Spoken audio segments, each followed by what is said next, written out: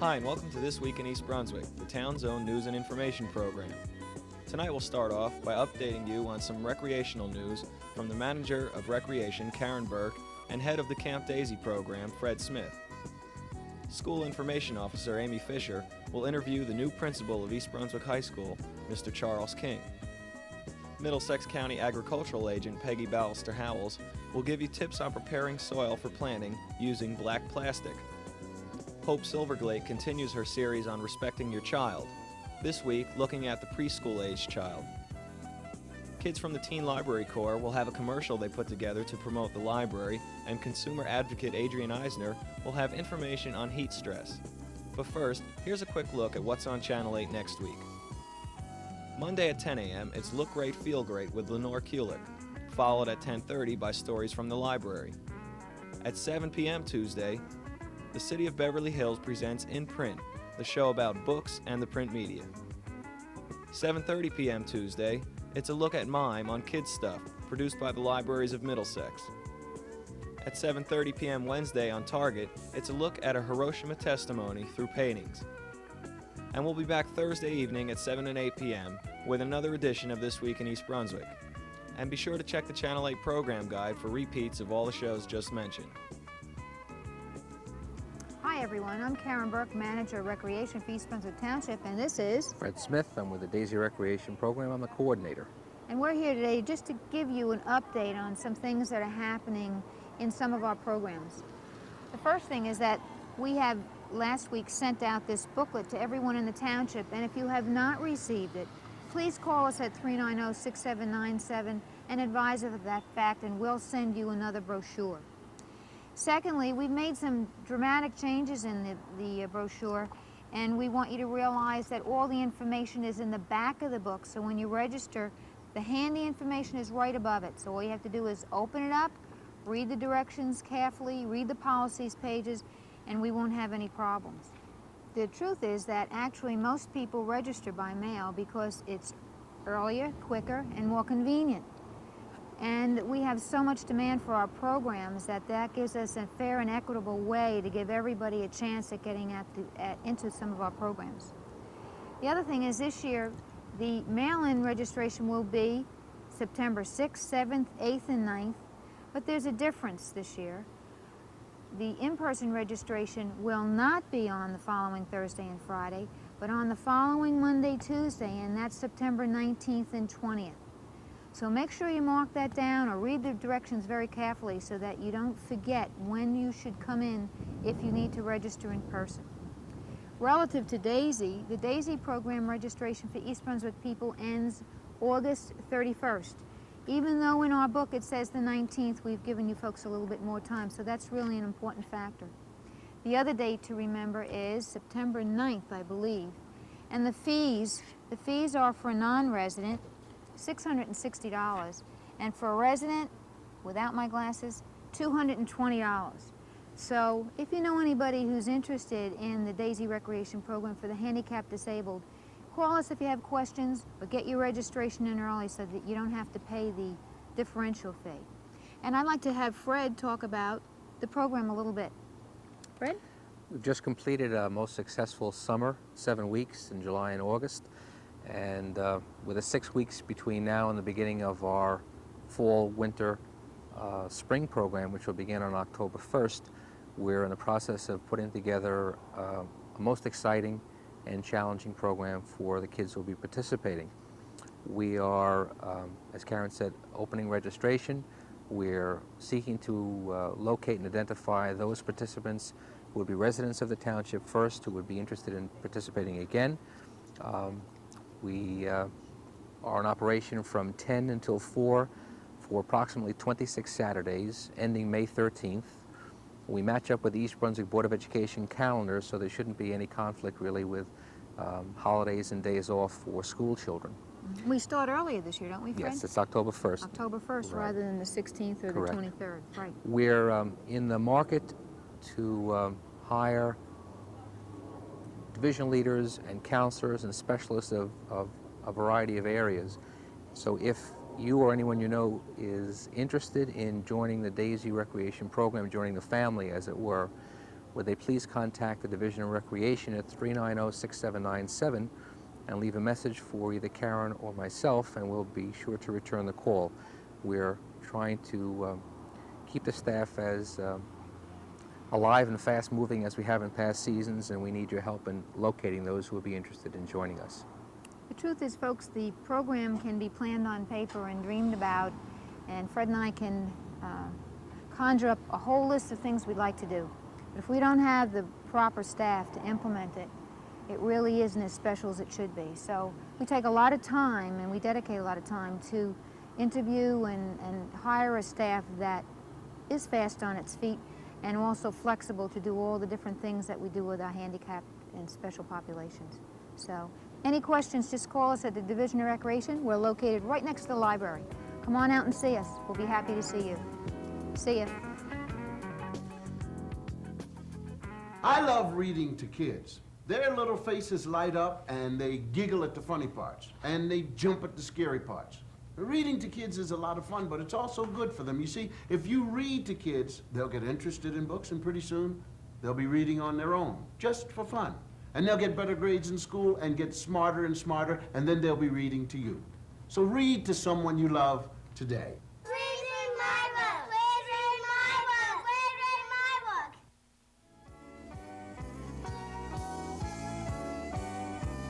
Hi, I'm Amy Fisher, and I'm the Information Officer for the school system. When East Brunswick High School students go back to school on Wednesday, September the 7th, they're going to see a familiar person in a different office. He's Mr. Charles King, and he has been at the school as long as I can remember, and this year he's serving as principal for the first time. And he's here today to talk about what he's done in the past and what he plans for the future. So hi, Charlie. We're glad you're here. Well, thank you very much. It's my pleasure to be here. Let's start with when you started at East Brunswick High School. That was when? It's been so long ago, I've almost forgotten. Actually, it was in September of 1966. So this is my 23rd year at East Brunswick High School. That's really terrific accomplishment just to be here that long. Well, I've survived that long. I guess that is an accomplishment. So tell us the things that you've done over the years. Well, when I came in September of 1966, did I say 86? You started to. I started to say 80s, but it's 66. It's okay. I had just finished 2 years in the armed forces, the last of which was in Vietnam. So I came fresh, charged up, ready to attack the world and solve all the problems of East Brunswick High School in '66. And I started in the social studies department. Excuse me, for my first 3 years I taught 5 classes and got involved in the athletic program as an assistant football coach during that period of time. Shortly thereafter, around 69, I guess, or 68 or 69, I became the department chairperson for social studies. And I'm very proud of that, by the way. That's one of my proudest moments in my 23 years. We were able to work with some very fine people, and Dolores Meyerhoff and I started a program which we have come to know and love, especially this past year with all of the great accomplishments of the IPPL class. But Dolores and I started that program, as I say, it was 69 or 70, somewhere in that period. And it was then that I was the department chairperson of social studies. I remember that when that was one of the first articles that I wrote when I started working here, was about your IPPL class, and you taught, and I was. Well, they've come a long way. I mean, we were kind of like the pioneers, and we did some very basic things with the students. It was a great contrast, and I think that was what the students at that point, we got out into the community and we saw the legal system and the governmental system and how the municipality works and those kinds of things. But today they're just, it's amazing to me, having had the opportunity to see the bicentennial group there and some of the work that they do with the United Nations, the model congresses and model UNs and so forth. I mean, it's frightening, I guess, you know, Well, you to must see be- how far they've advanced. Right. But you must be very proud. I you am started proud it. that I had a little piece of getting that going. So my background is basically an academic background, and that's not to say that I'm not very proud of my 15 years in athletics, and because I am, and I think there were some tremendous accomplishments over that period of time, and working with some very exciting educators who bring a great deal to the students in East Brunswick. So now this will be your really your third administrative position. And what Right. kind of leadership qualities are similar in all of them, even though they're very different in terms of athletic director, principal, and social studies supervisor? I think you have to try to appreciate the needs of the people that you are supposedly leading, if you refer to them as leadership positions. In the case of the social studies department chairperson, you're interested in those social studies teachers, the 15 or so of us at that point. When you move to the athletics, the same principles apply. You're concerned with 70 coaches and several hundred students who participate, and you want to get out there and build their confidence and put forth the best effort on their behalf. And now, this past 2 months has been interesting for me because I thought I knew everything. I mean, relatively speaking, having been in the building for 22 years, I thought I had done most everything and organized a lot of things. Well, now we're talking about being the advocate, if you will, for almost 200 staff members, teachers, and secretaries, custodial staff, and so forth, as well as being the advocate for almost 1,800 students, 17 plus. So the role is basically the same. It's just it's an expansion. And as you expand, the problems expand with them. Expand with them. Well, you know, when you have 15 people that you're responsible for, and you know, so many students, you want to do something, you do it. It's quite simple. And we thought we had mastered that in the athletic program. We were able to get a lot of things done. What I've found in the past 2 months is that it's not quite as easy to get things done, and that's a little frustrating for me because I believe we see it, we think it's good, we research it, and hopefully we know it's going to be good for the students and the staff, and we go do it. It's not quite as simple as that.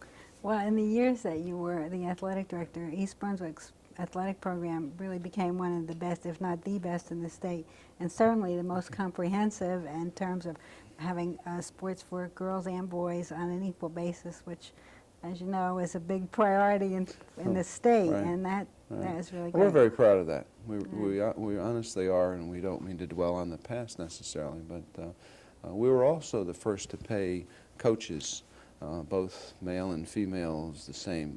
The first in Middlesex County, and one of, I would say, the first 5 in the state to do that. Right. So those are, I think, important things that we were able to accomplish. Well, what can students expect when they come to school on September 7th?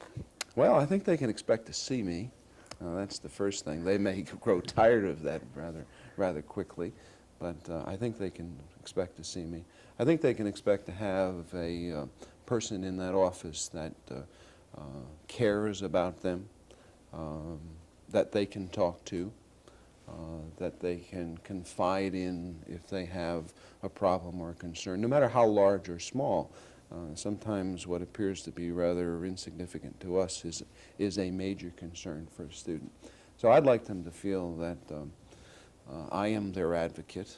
I am there to provide them with the best education possible, and that I will consistently adhere to the policies that I have to live by, most of which I agree, but even if I don't, we're going to adhere to the kind of the rules and regulations. And I think they'll find that, someone that hopefully is consistent, that tries to understand their problems, but when we make a decision, I rarely vacillate too far.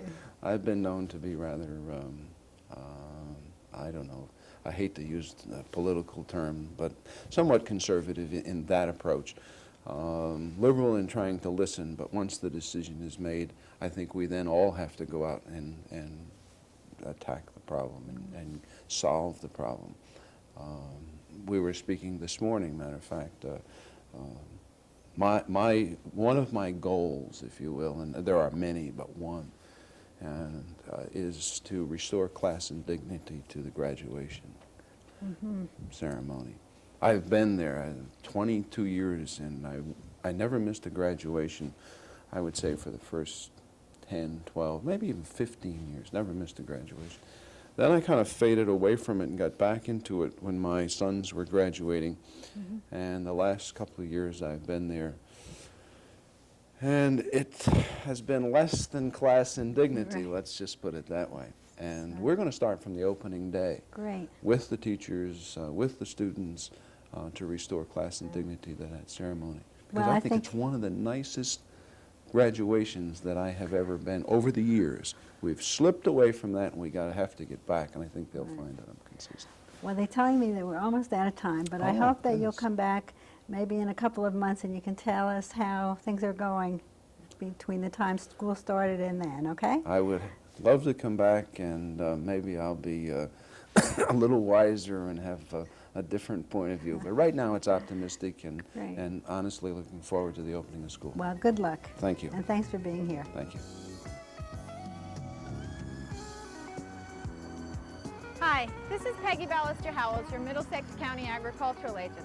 And we're here in my garden, and we're going to work on the strip between the street and the sidewalk. It's supposed to be grass, but it's not in very good shape, and I don't like grass very much anyway, so we're going to get rid of it.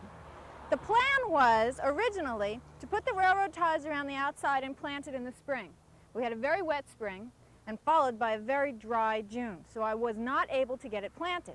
As you can see, some weeds have come up, and a few happy little marigolds volunteered. I have these fine rocks that I've been collecting for decorative purposes, and they're going to go in here, but we're going to use them to hold down the black plastic. Now you're going to say, what's the black plastic for?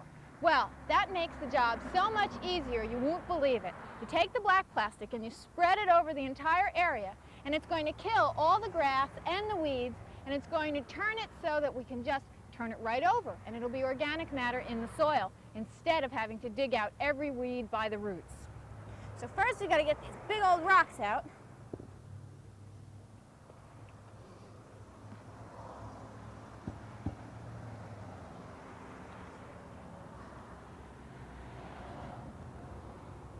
Now this plastic is a solid piece of plastic that you can buy at just about any garden center, and it's generally used for mulch.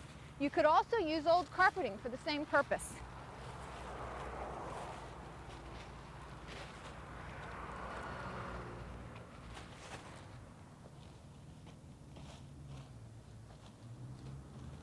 Start with this one corner.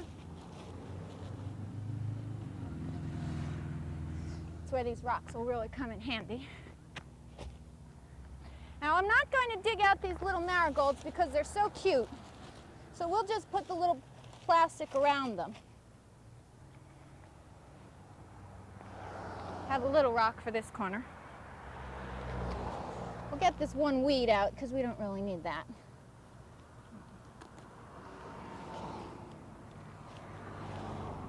Make sure it goes under. Now if these plants were in the middle and you wanted to keep them, there's no reason why you couldn't just cut a little hole in the plastic if there was anything that you wanted to save.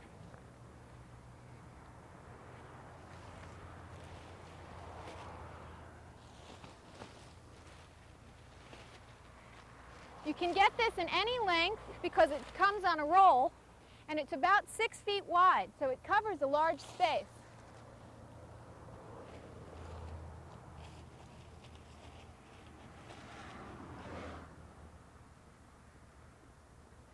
Now the rocks in the corner aren't going to be enough because the wind will catch it and it'll tear the plastic. So we're going to have to secure it along the edges too. Rocks would work, but I have some wires.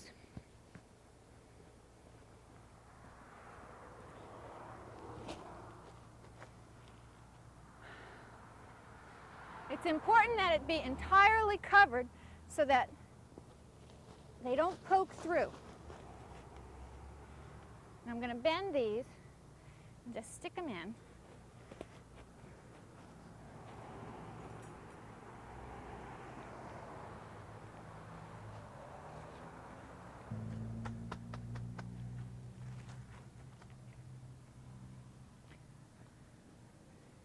In another week or so, everything that's under the black plastic will be completely dead. And we'll be able to take the black plastic off, turn over the garden, and begin to plant. For the fall, we can put in a whole display of mums for fall color, and then in October, fill it with spring flowering bulbs, so it'll be absolutely gorgeous by next spring. This is a real work-saving idea. And we'll see you here next week in my garden. Time for everyone's favorite game show. Welcome to The Place is Right. Hi, I'm Dan Sadowski, your host for The Place is Right. Let's say hi to our two contestants. Hi, I'm Mike from Indiana, and I work as a farmhand on my uncle's farm. Mike, what do you do in your spare time? I like to play basketball with cow chips. Well, that's very nice. Now let's greet our second contestant. Hi, I'm Corey from East Brunswick, and I'm thrilled to be here. That's great. Let me explain the game. We ask questions, and the player to answer the most questions correctly wins our grand prize. Let's start. Where can you rent video cassettes for $1.50 for 3 days? Mike? Is it Mars General Store? No, that's wrong. Gosh darn it. How about media services in the library? That's right. Where can you find out what happened on March 3rd, 1961? Pa's Feed Store. No, that's wrong. The reference section in the library. That's correct. Where can you read over 200 magazines for free? Mike? John's Feed Store. Sorry, that's incorrect. Corey?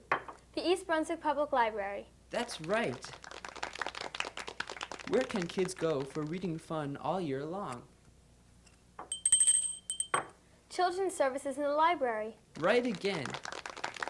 Where can you learn interesting laws such as, where is it illegal to lasso a fish? The reference section in the library. Right again. And our final question.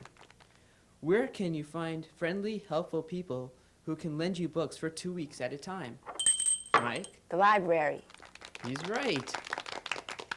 Well, Mike, you played a good game, but we have to say goodbye. But we have some parting gifts for you. And Corey, you're our big winner. Tell her what she's won, Kosha. Corey, you've just won our grand prize, a free all-expense-paid trip to the East Brunswick Public Library. In addition to that, you've won a free pocket-sized library card. Congratulations. And remember, if you too want to feel like a winner, visit the East Brunswick Public Library.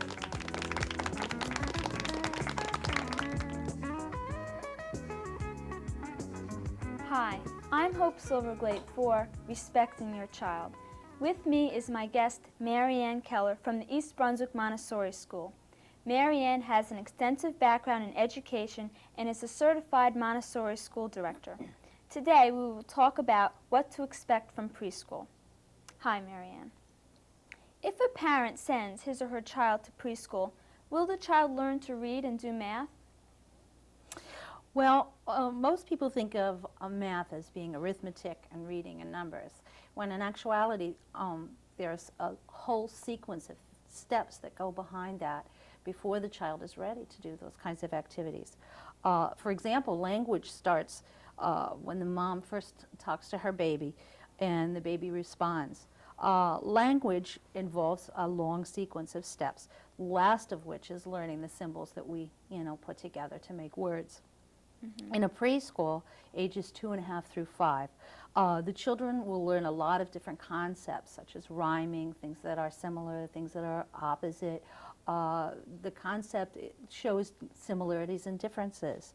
They'll learn sequencing, what comes first, what comes second, what comes last, left to right order, small motor skills leading into writing. These skills are things that we don't even think about when we think about reading. They'll also learn listening games. It'll be presented in a way that the child will be excited about learning how to listen for things, how to follow directions. This is all in training the ear for learning the sounds. Also, a good preschool will teach a lot of vocabulary and give kids a lot of words for them to play with and to listen to and to get excited about. Kids like to learn long words. These are all called readiness skills. And that is all really important before they even begin to get into blending and reading. A good preschool will have a lot of books available, a lot of picture books, a lot of word books. Also, with the math skills, math involves size relationships, quantities, shapes, developing a sense of few and many. Kids at preschool level need to have a lot of concrete experiences in handling the materials so that they can understand those kinds of concepts. They discover things that are large, that are small by working with small motor activities.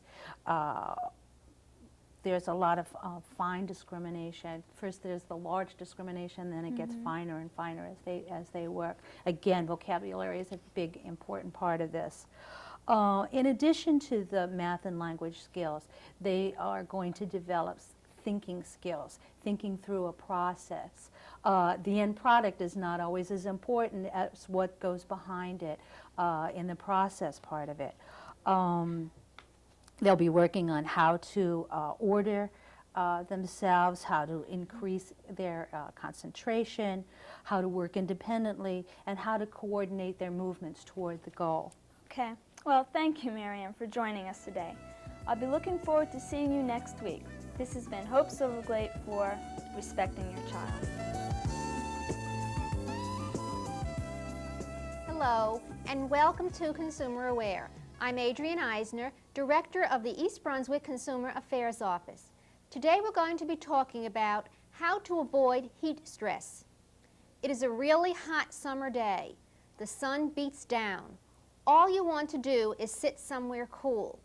And that's the best thing you could do, because heat stress can be a real danger to many people when a heat wave hits. Heat stress is caused by the body's inability to adjust to sudden increases in temperature, and the elderly are especially vulnerable. It puts a dangerous strain on the heart and blood pressure and can lead to heat exhaustion, heart failure, and even stroke. Signs of heat stress include dizziness, rapid heartbeat, diarrhea, nausea, cramps, throbbing headache, chest pain, weakness, mental changes, breathing problems, and vomiting. If you experience any of them, call a doctor immediately. Here are some ways to avoid heat stress by keeping cool. Use air conditioners if you have them, or go someplace that does, such as a shopping mall, senior citizen center, or movie theater. If you don't have an air conditioner, use a fan to draw in cool air at night and to keep air moving during the day. Take cool baths or showers. Wear lightweight, light-colored, loose-fitting clothes, and wear hats or use umbrellas to keep out the sun. Drink more water during hot weather. Don't wait until you are thirsty.